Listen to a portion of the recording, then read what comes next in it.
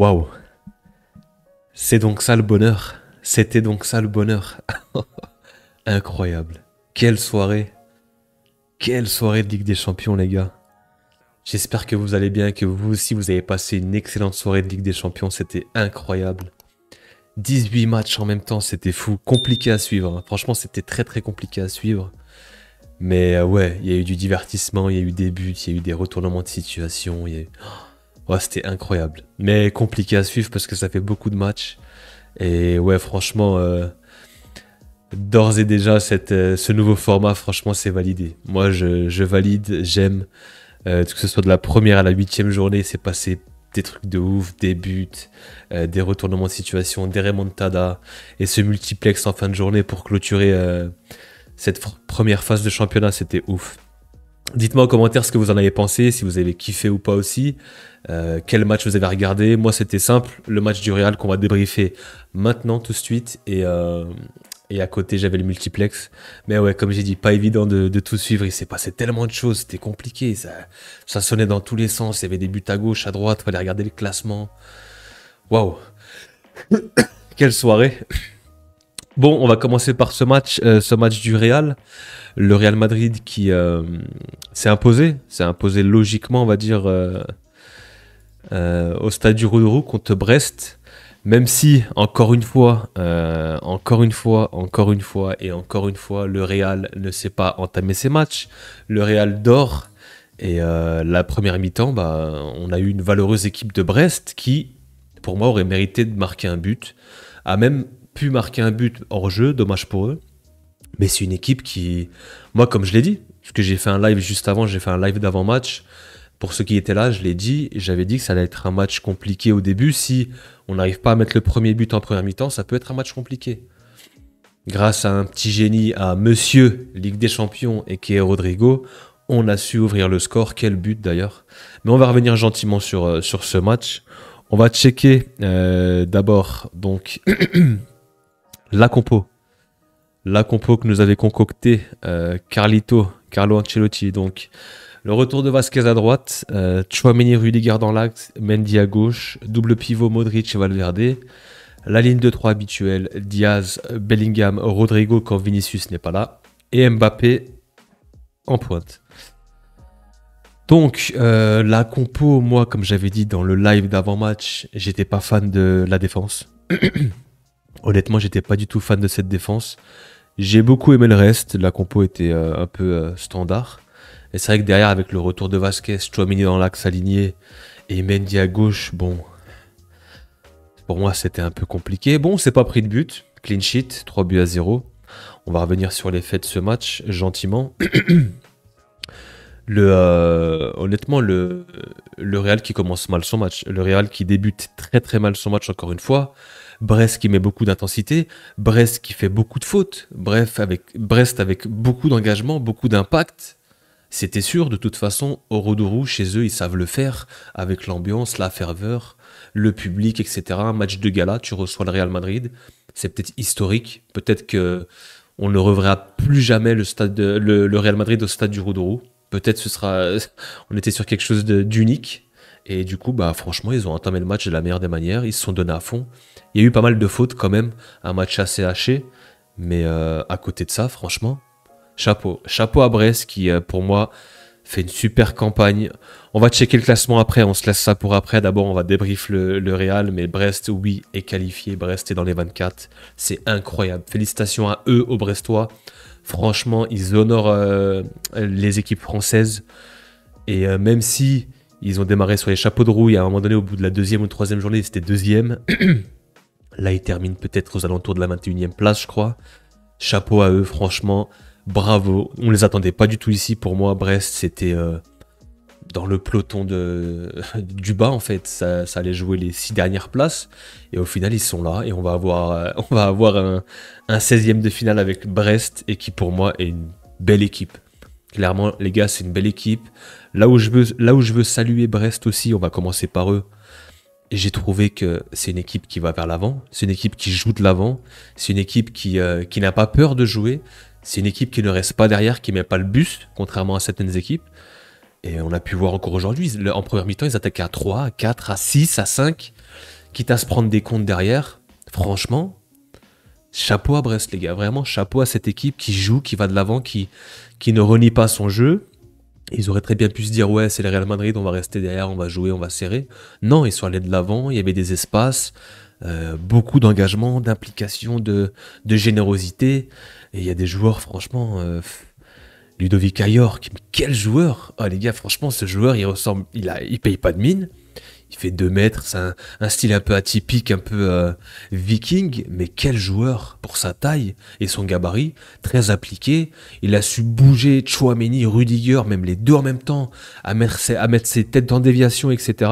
Il a mis ce but hors jeu de pas grand chose. Franchement, Ludovic Ayor, super joueur. Et c'est pas que contre le Real, hein, mais même contre s'il va jouer contre une D2 ou contre je ne sais qui, le mec il se donne à 200%. C'est un vrai joueur. C'est un super joueur de foot. Franchement, j'ai pas d'autres mots, c'est un super joueur de foot. C'est pas le plus talentueux, c'est pas le plus technique, c'est pas le plus beau à avoir joué, mais c'est un joueur qui prend son rôle à cœur et qui fait les choses bien. Et devant, je trouve qu'il a fait les choses bien avec Baldé aussi. Franchement, ils ont une équipe de vaillants. Clairement, franchement, Brest, ils ont une équipe de vaillants. C'est mérité pour eux qu'ils soient qualifiés. Et je tenais quand même à leur tirer mon chapeau. On va passer au Real. Le Real, voilà, il y a des choses que j'ai pas aimées, forcément, parce que moi, je suis très critique et très sévère avec mon club. Tchouaméni, Rudiger qui prennent un carton jaune au bout de 20, 30 minutes, je sais pas, ouais, 35 minutes, les deux. Comme j'ai dit, Ludovic Ayor qui les a malmenés. On a ce but, heureusement, de Rodrigo qui nous décoince un petit peu, qui nous débloque. Alors, ce but, il se le crée tout seul. Hein. Il dribble Chardonnay, il me semble, je suis pas sûr. Ouais, c'est ça, Chardonnay. Super dribble dans l'axe, il arrive dans la surface. Et là où il a été super intelligent, c'est que Rodrigo, avant de tirer, il fait ce crochet à droite, il se réaxe extérieur, il s'emmène vers l'extérieur pour se créer l'angle, pour que le gardien puisse se décaler aussi. Lui, du moment où il se décale sur la gauche, le gardien se décale aussi sur la gauche, et ça lui crée cet angle pour pouvoir tirer à ras le poteau rentrant. C'est super intelligent. Ce petit mouvement-là a fait la différence pour mettre le gardien... pour qu'il ne soit pas à portée du ballon. Et franchement, c'est super bien joué de la part de Rodrigo. Rodrigo qui est Monsieur Ligue des Champions. Quand il joue à gauche, il est très très fort, très très bon. Quand il rentre sur son pied comme ça, on a pu le voir aussi en deuxième mi-temps, une conduite de balle, mais il y avait 4 Brestois autour de lui, ils n'arrivaient pas à lui prendre. Quel joueur, quelle technicité, quelle conduite de balle, je le dis à chaque fois, mais ça pue le football, Rodrigo, franchement, c'est incroyable. Et je l'avais même dit dans mon live d'avant-match qu'il était sous-coté et que c'était un joueur incroyable et ça n'a pas manqué. Donc ouais, première mi-temps, franchement, on va regarder les statistiques, mais ouais, 9 tirs déjà pour Brest, beaucoup plus de chances de marquer, beaucoup plus d'XG. Bon, pas beaucoup plus, mais quand même un peu plus. Il faut une valeureuse première mi-temps. Franchement, il faut une valeureuse première mi-temps. Le Real était un petit peu sonné. Il s'est fait un peu prendre à la gorge au roue du roux. Mais voilà, heureusement qu'il y a ce but. Heureusement qu'il y a encore cette individualité, parce que dans le jeu, c'est pas non plus flamboyant. Et merci Rodrigo. Merci Rodrigo. On revient de la deuxième mi-temps, donc il y a ce but, encore une fois, hein, les débuts de match, les débuts de mi-temps, c'est très compliqué avec le Real, hein. C'est une équipe qui dort, c'est une équipe qui n'est pas concentrée, c'est une équipe qui se fait toujours avoir et toujours en retard dans ces situations. Et ouais, il y a ce but de Ludovic Ayor qui est refusé. Bon bah il y a hors-jeu, hein, les gars, vous connaissez la règle à chaque fois, même si c'est une épaule, une rotule, un coude, voilà, maintenant c'est comme ça. Bon après voilà, il a un peu de réussite sur son but, hein. Il met un pointard, hein, un vieux pointard des familles, c'est contré par Tchouaméni. Voilà, Courtois il est un peu surpris, bon bref, il y a hors-jeu. Ouais, en deuxième mi-temps c'était quand même beaucoup mieux. Brest avait beaucoup poussé en première mi-temps, avait laissé beaucoup d'énergie, du coup ça a pêché en deuxième, on l'a pu le voir. Le Real qui s'est géré en première mi-temps, qui a su faire le dos rond.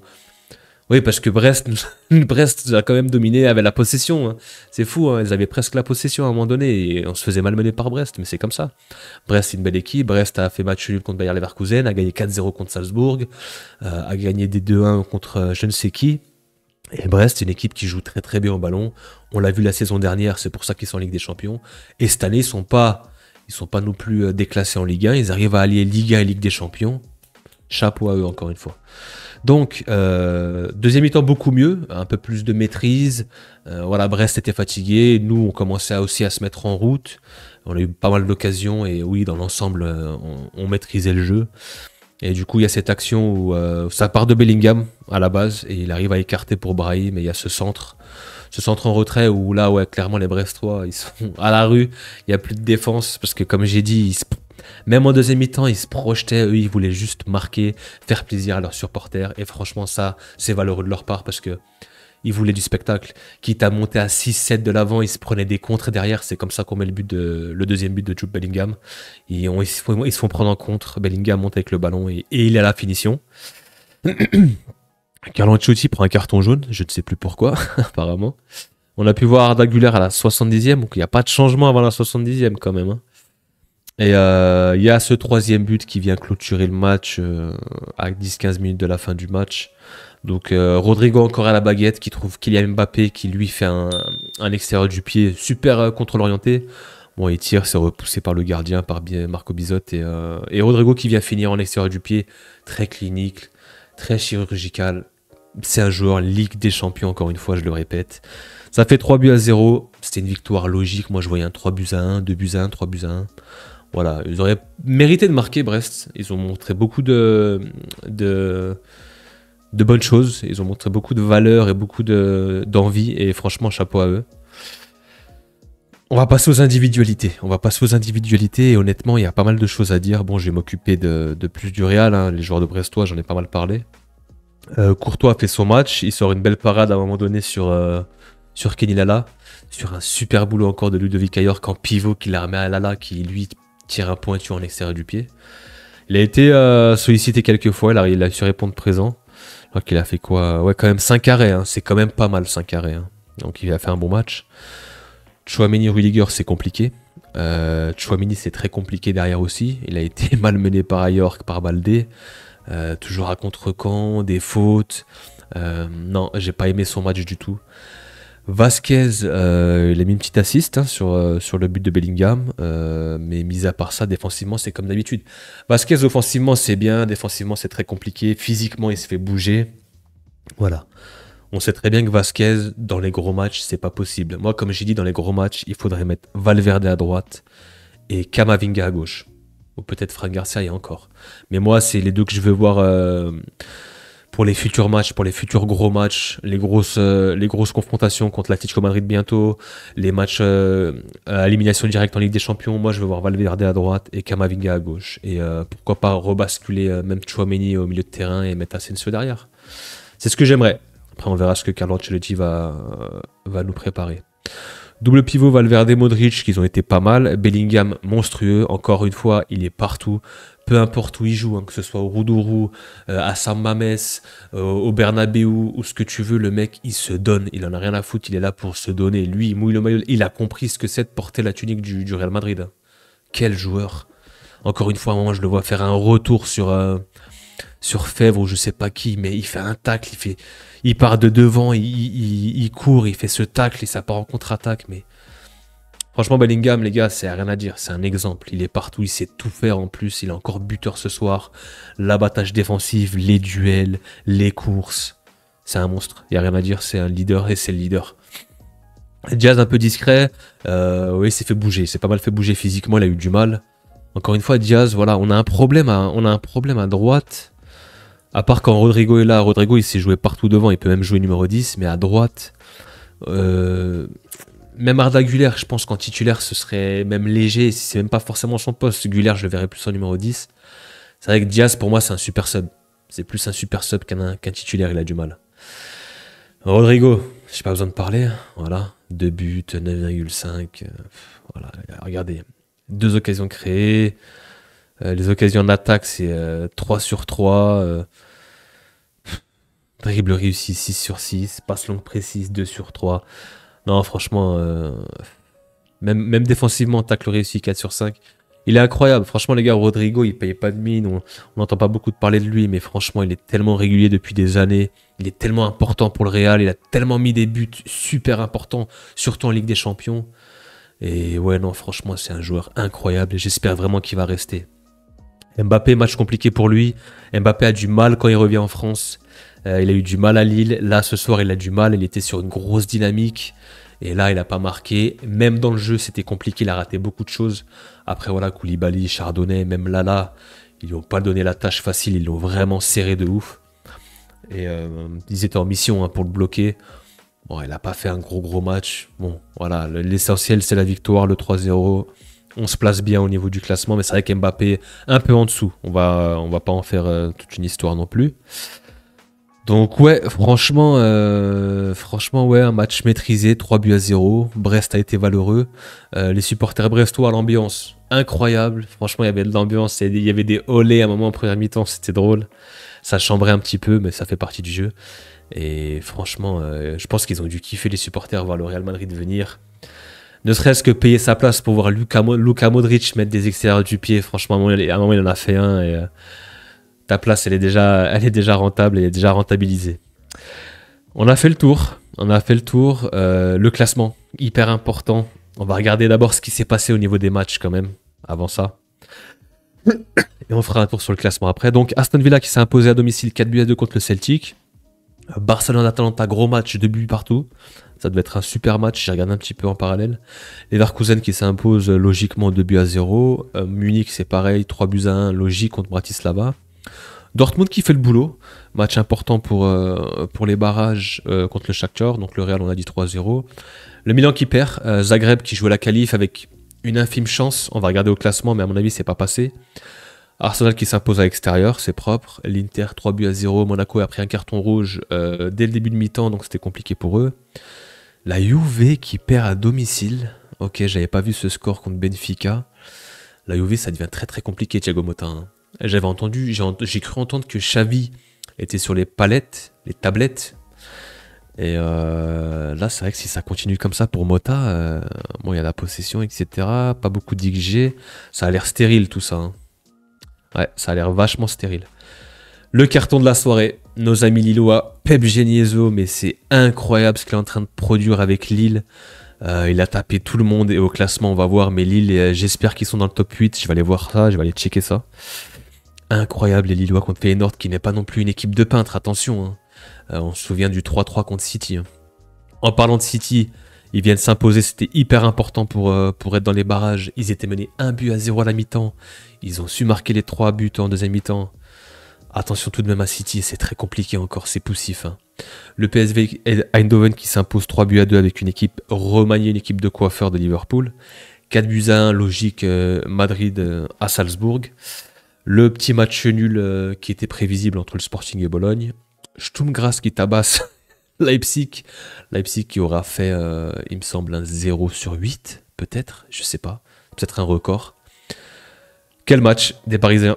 Quel match des Parisiens. Il y avait déjà 3-0 à la mi-temps, il me semble. Ouais, c'est ça. Avec un hat-trick d'Ousmane Dembélé, s'il vous plaît. C'est pas tous les jours qu'on voit ça. Waouh. Waouh. Quel match des Parisiens qui... tout le monde s'attendait à un match nul, à un match un petit peu arrangé, entre guillemets. Mais non, le PSG déroule. Le PSG reste sur sa bonne dynamique. Le PSG reste sur sa victoire contre City. Et je pense qu'il faudra compter sur eux. Il faudra compter sur eux parce que le PSG commence vraiment à être en place, à suiler, à trouver des automatismes, à avoir un collectif vraiment bien sérieux. Et ce qui fait Luis Enrique, franchement, c'est pas mal. Et Young Boys de Berne qui perd encore à domicile contre l'étoile rouge. Les gars, sans plus tarder, moi ce qui m'intéresse, c'est le classement. Je le découvre avec vous, j'avais plus ou moins checké. Tout de suite, c'est Stuttgart qui est éliminé. Stuttgart qui est éliminé, qui perd 4-1 contre le Paris Saint-Germain. Voilà, c'est mérité. 4-1, ils ont pas fait l'effort à domicile d'essayer d'au moins d'avoir un match nul pour être à 11 points et peut-être passer à la différence. Mais ouais, même ça, ils n'ont pas réussi. Paris n'a pas fait de détails. Paris qui finit 15e, qui se rattrape un petit peu. Le top 8, on va commencer par devant Liverpool qui reste premier. Barcelone qui fait ce match nul, qui perd ses 2 points. Ils auraient pu passer premier sans ce match nul, il me semble, ouais, avec la différence de but. C'est ça, plus 2 points, 21, plus sa différence de but. Arsenal et l'Inter, donc là, ça bouge pas. L'Atlético qui renforce son top 8. Leverkusen qui passe Lille qui passe dans le top 8. Bravo, Lillois, c'est mérité avec ce carton 6-1. Plus 7, égalité, 16 points, plus 7 avec Aston Villa, incroyable. Les deux sont passés. L'Atalanta qui fait match nul, donc du coup, 15 points. Bravo Lillois, vraiment bravo à eux. Ils ont fait une super campagne. Ils ont battu l'Atlético Madrid. Ils ont battu le Real Madrid. Ils viennent de battre Feyenoord. Ils ont fait 5 victoires. C'est mérité. Bravo à eux, vraiment. GG à Lille et j'espère les voir aller loin dans cette Ligue des Champions. Franchement, ils font honneur à la France. GG. Derrière, donc, le Real qui vient se positionner à la 11e place.